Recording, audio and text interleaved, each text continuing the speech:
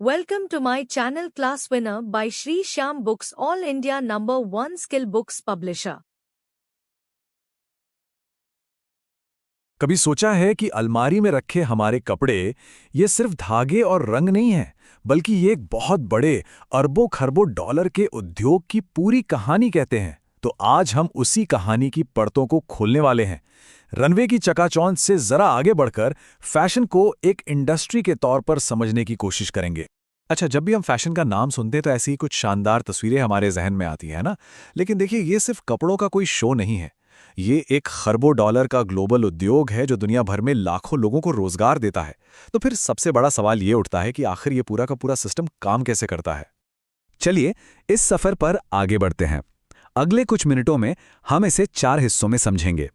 पहले फैशन के बिजनेस को जानेंगे, फिर इसकी खास जुबान मतलब इसकी शब्दावली सीखेंगे, उसके बाद ट्रेंड्स के बनने बिगड़ने का खेल समझेंगे और आखिर में हम मिलेंगे उन लोगों से जो इस पूरी इंडस्ट्री को चलाते हैं। तो हमारा पहला पड़ाव है फैशन को समझना। देखिए, इसकी ग्लैमरस दुनिया के पीछे फैशन एक बहुत ही गंभीर और सोचा समझा बिजनेस है। यहाँ हर खूबसूरत डिजाइन के पीछे एक तगड़ा बिजनेस प्लान छिपा होता है। मतलब यहाँ क्रिएटिविटी और स्ट्रैटेजी बिल्कुल साथ साथ चलती हैं। चलिए बिल्कुल शुरुआत से शुरू करते हैं। आखिर ये फैशन है क्या? ये शब्द लैटिन के फैसेरे से निकला है, जिसका मतलब होता है बनाना। पर फैशन का मतलब सिर्फ कपड़े बनाना नहीं है। ये एक तरह से एक विचार है, एक अभिव्यक्ति है जो किसी खास समय में लोगों के बीच लोकप्रिय हो जाती है। और जानते हैं, इसका असर सिर्फ हमारी वार्डरोब पर नहीं पड़ता, बल्कि पूरे देश की अर्थव्यवस्था पर पड़ता है। भारत जैसे कई देशों के लिए तो ये अर्थव्यवस्था की रीढ़ की हड्डी की तरह है।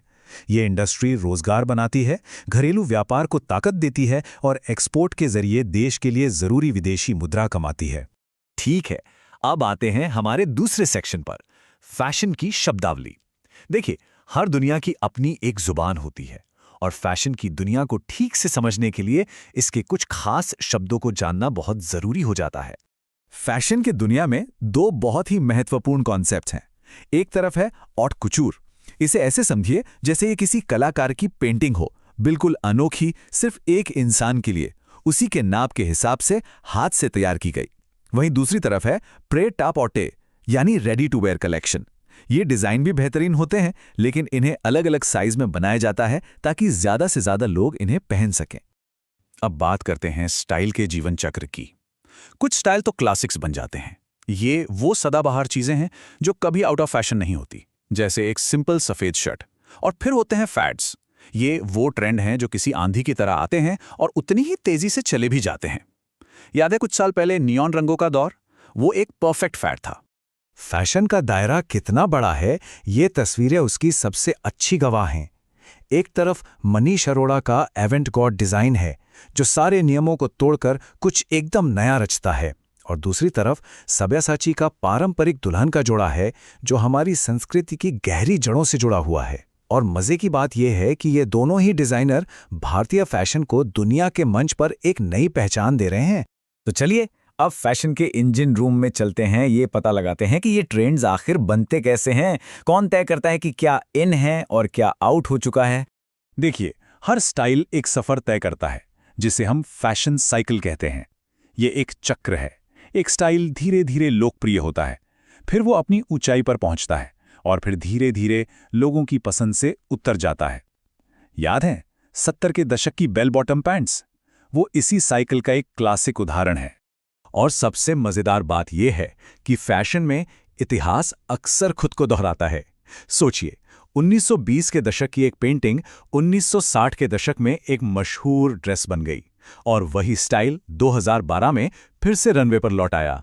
तो फैशन कभी पुराना नहीं होता, बस एक नए अंदाज में वापस आता है। अब हम पहुंच गए हैं अपने आखिरी और शायद सबसे महत्वपूर्ण सेक्शन में। चलिए अब मिलते हैं उन जादूगरों से, उन प्रोफेशनल्स से जो पर्दे के पीछे रहकर इस पूरी इंडस्ट्री को असल में चलाते हैं। लेजेंडरी डिजाइनर जियोर्जियो अरमानी की ये बात इस इंडस्ट्री की आत्मा को दिखाती है। वो कहते हैं, लोग विस्फोटक फैशन चाहते हैं, लेकिन विस्फोट ज्यादा लंबे समय तक नहीं चलते। अरमानी की ये बात आज के फास्ट फैशन के दौर में और भी ज्यादा मायने रखती है, जहां ट्रेंड्स तो पलक झपकते ही बदल जाते हैं। तो सबसे पहले हैं फैशन डिजाइनर।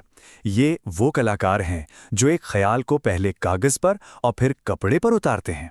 ये ट्रेंड्स को पढ़ते हैं, हर तरफ से प्रेरणा ढूंढते हैं और एक पूरे के पूरे कलेक्शन की रचना करते हैं।